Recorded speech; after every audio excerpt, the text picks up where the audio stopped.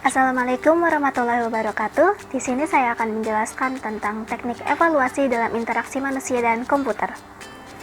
Kali ini kita akan membahas tentang evaluasi, tujuan evaluasi, jenis-jenis evaluasi, evaluasi perancangan, evaluasi implementasi, metode observasi, teknik query, dan bagaimana cara memilih metode evaluasi.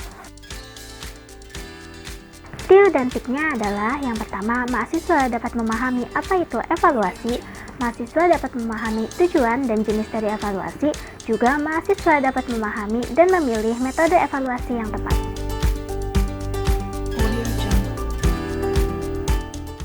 Evaluasi digunakan untuk melihat apakah hasil rancangan dengan proses uji coba sistem yang telah dibuat sesuai dengan permintaan pengguna. Dan proses ini tidak hanya berjalan dalam satu fase, tapi menggunakan prinsip life cycle di mana hasil evaluasi dikirim kembali untuk memodifikasi perancangan. Ada 3 tujuan dari evaluasi. Yang pertama itu untuk melihat seberapa jauh sistem berfungsi yang memungkinkan pengguna untuk melakukan tugas dengan lebih mudah, tidak hanya sesuai dengan fungsionalitas sistem, dan dapat melakukan aksi untuk melaksanakan tugasnya. Kemudian, untuk melihat efek interface bagi pengguna, di mana hal ini mencakup aspek dari kemudahan sistem dipelajari, kemudian kegunaan sistem, dan perilaku pengguna. Yang terakhir adalah untuk mengidentifikasi masalah khusus yang terjadi pada sistem, yang hal ini berhubungan dengan perancangan sistem yang bergantung pada sumber masalah.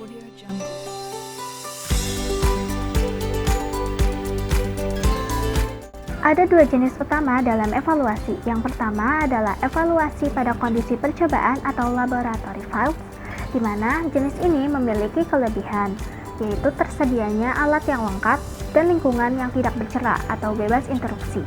Namun memiliki kekurangan, yaitu sedikitnya ranah atau konteks dan sulit bekerja sama dengan beberapa pengguna, sehingga jenis ini sesuai jika lokasi sistem tidak praktis untuk pengguna tunggal. Kemudian yang kedua adalah evaluasi pada kondisi kerja lapangan atau field studies. Field studies memiliki kelebihan yaitu lingkungan lebih alami, konteks atau ranah yang diperoleh dapat diubah melalui pengamatan, dan kemungkinan untuk melakukan penelitian longitudinal. Namun memiliki kekurangan yaitu gangguan dan kebisingan. Jadi jenis ini sesuai untuk digunakan dalam ranah atau konteks yang memerlukan penelitian longitudinal. Yang pertama adalah pendekatan cognitive walkthrough yang dikemukakan oleh Paulson. Pendekatan ini mengevaluasi seberapa jauh perancangan dalam mendukung proses pembelajaran pengguna.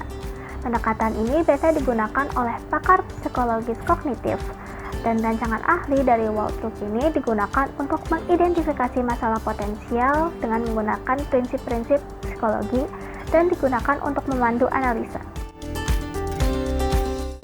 Untuk setiap tugas, walkthrough mempertimbangkan apa dampak interaksi terhadap pengguna, proses kognitif apa yang diperlukan, dan permasalahan apa yang mungkin terjadi. Analisanya berfokus pada tujuan dan pengetahuan pengguna. Cognitive walkthrough menunjukkan jika dan bagaimana antarmuka mempengaruhi pada pengguna untuk menghasilkan tujuan yang benar dalam melaksanakan tugas yang diinginkan, dan memilih tindakan yang diperlukan untuk mencapai setiap tujuan. Selanjutnya ada evaluasi heuristik yang dikemukakan oleh Nielsen dan Molich. Pendekatan ini hampir sama dengan cognitive walkthrough, namun sedikit terstruktur dan sedikit terarah. Pada pendekatan ini, kegunaan atau kriteria heuristik diidentifikasi dan rancangannya ditetapkan untuk melihat atau mengetahui di mana kriteria dilanggar. Tujuan dari evaluasi ini adalah untuk meningkatkan perancangan secara efektif. Contohnya, sistem dapat diprediksi, kerja sistem konsisten, dan umpan balik tersedia. Selanjutnya adalah review-based evaluation. Ini adalah evaluasi antara eksperimen psikologi dengan interaksi manusia dan komputer, yang memperoleh hasil eksperimen yang baik dan pengalaman yang nyata. Tapi dalam kenyataannya, hasil eksperimen ini tidak dapat dipastikan bertahan konsisten dalam keadaan tetap. Evaluator atau penguji harus memilih data secara hati-hati, menunjuk rancangan eksperimen yang dipilih, subjek masyarakat yang digunakan, analisa pelaksanaan, dan asumsi yang dibuat. Kemudian, ada model-based evaluation yang merupakan pendekatan terakhir untuk mengevaluasi perancangan dengan mengkombinasikan spesifikasi perancangan dan evaluasi ke dalam kerangka kerja yang sama. Contohnya GLMS model keystroke level model, dan desain rasional. Dalam mengevaluasi implementasi, terdapat metode empirik atau evaluasi eksperimen. Metode yang sangat kuat dalam mengevaluasi perancangan karena menggunakan eksperimen yang terkontrol. Evaluasi ini, yang pertama, terkontrol dari aspek spesifik dan perilaku interaktif. Kemudian, penguji memilih hipotesis untuk diuji. Pada sejumlah kondisi eksperimen, dianggap berbeda dalam beberapa variabel terkontrol, dan perubahan pengukuran perilaku dikaitkan dengan kondisi berbeda. Faktor-faktor yang mempengaruhi evaluasi eksperimen adalah yang pertama adalah subjek yang harus dipilih dengan tepat, berupa seseorang yang bisa mewakili pengguna dan sebagai sampel yang cukup. Kemudian variabel yang terbagi menjadi independent variable atau karakteristik suatu eksperimen yang memanipulasi, dan dependent variable yang merupakan variabel yang dapat diukur dengan eksperimen. Kemudian ada hipotesis atau prediksi yang tercipta di dalam eksperimen. Terdapat hipotesis hasil yang menyatakan benar atau hipotesis nol. Yang terakhir adalah perancangan eksperimen, adalah bagaimana kita akan melakukan eksperimen tersebut dengan between groups atau within groups.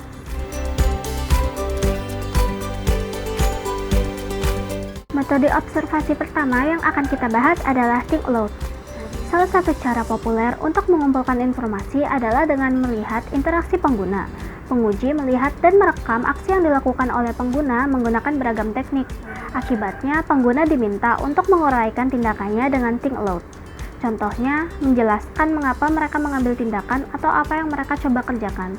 Kelebihan dari metode ini adalah sederhana atau hanya membutuhkan sedikit keahlian, dapat memberi wawasan atau informasi bermanfaat, dapat menunjukkan bagaimana kerja sistem kita.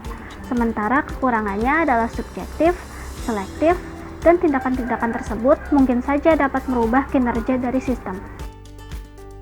Selanjutnya adalah salah satu variasi dari think aloud. Pada metode ini, pengguna berkolaborasi dalam mengevaluasi. Jadi, baik pengguna maupun penguji dapat bertanya satu sama lain.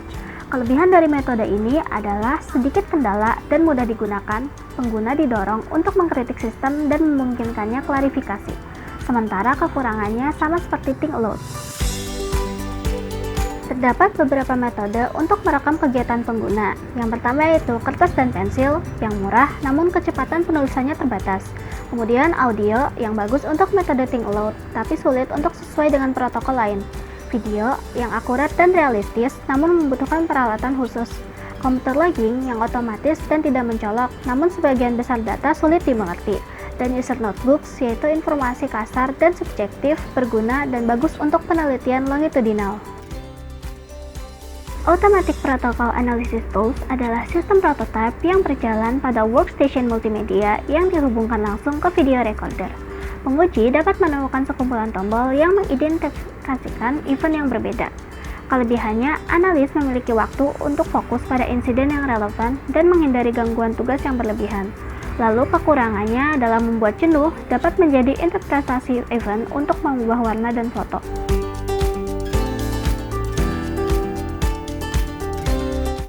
Kemudian ada post-task walkthrough.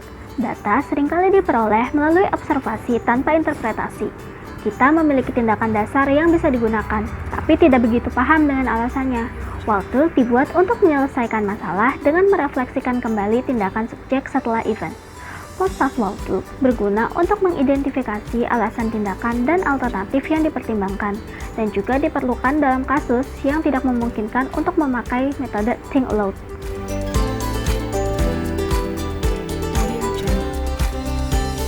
Ada dua teknik query. Yang pertama adalah interview, di mana kita mewawancarai pengguna tentang pengalaman mereka dengan sistem interaktif yang menyediakan informasi langsung dan terstruktur. Kelebihan teknik ini adalah dapat bervariasi sesuai konteks, masalah dapat dieksplorasi lebih lengkap, dapat memperoleh tampilan pengguna, dan mengidentifikasi masalah yang tidak terduga. Namun kekurangannya adalah sangat subjektif dan memakan waktu. Yang kedua yaitu kuesioner. Metode alternatif ini kurang fleksibel dibandingkan dengan interview karena pertanyaannya sudah tersedia, tetapi dapat mencapai banyak subjek tanpa waktu yang lama. Kelebihannya tentu cepat dan mampu menjangkau kelompok pengguna yang besar dan dapat dianalisis dengan lebih teliti. Sedangkan kekurangannya yaitu kurang fleksibel dan kurang terselidik.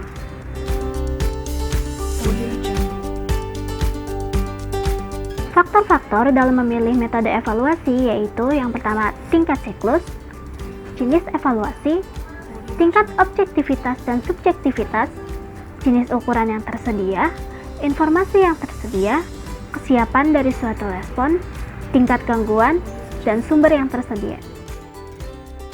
Kemudian pada perancangan versus implementasi, di mana perancangan membutuhkan ahli dan implementasi membawa pengguna sebagai subjek dari eksperimen. Percobaan versus lapangan. Percobaan ada pada tahap awal dan lapangan ada pada tahap implementasi. Kemudian subjektif yang mempercayai penguji dan objektif yang tidak bergantung pada penguji. Kualitatif untuk pengukuran non-numerik dan kuantitatif untuk numerik. High level versus low level information yaitu tingkat informasi. Kemudian ada kesiapan merespon yaitu faktor yang membedakan teknik evaluasi. Gangguan untuk mengukur langsung apa yang dihasilkan pengguna selama interaksi, dan kesiapan sumber daya seperti waktu, peralatan, dan lain-lain. Dari materi yang saya paparkan tadi, dapat saya ringkaskan bahwa evaluasi adalah bagian integral dari proses perancangan dan berlangsung dengan prinsip life cycle. Tujuannya adalah untuk menguji fungsionalitas dan kegunaan desain atau perancangan untuk mengidentifikasi dan memperbaiki masalah, dan juga untuk mencoba menentukan sikap dan respon pengguna terhadap sistem. Maka dari itu, pemilihan metode evaluasi sangat bergantung dari apa yang diperlukan dari evaluasi. Referensi materi kali ini diambil dari Demikian hal-hal yang bisa saya jelaskan tentang teknik evaluasi pada interaksi manusia dan komputer. Semoga bermanfaat.